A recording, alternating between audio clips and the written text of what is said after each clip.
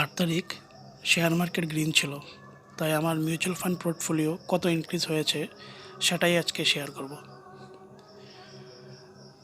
দেখা যাক HDFC bank কত বেড়েছে দেখি। 1.73%। HDFC mid cap. Motilal Oswal আমার বেড়েছে 2%। নিপ্পন ইন্ডিয়া স্মল ক্যাপ বেড়েছে 2.09%। ICICI potential Nifty 50 index 0.87%। HDFC small cap fund 2.16%। HDFC Nifty 100 low volatility 0.5%। Nippon India mid cap 1.98%। SBI small cap fund বেড়েছে 1.84%।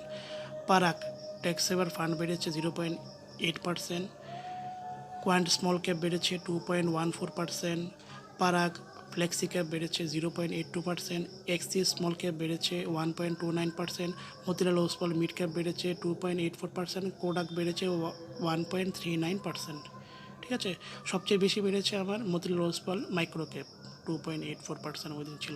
Total profit আমার যদি দেখি, টোটাল প্রফিট হয়েছে 2568, 1.59%।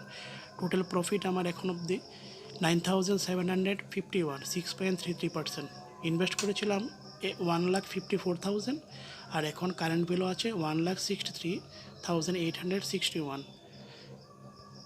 ঠিক আছে, যদি এরকম আমার পোর্টফোলিও আমি প্রতিদিন রিভিউ করব।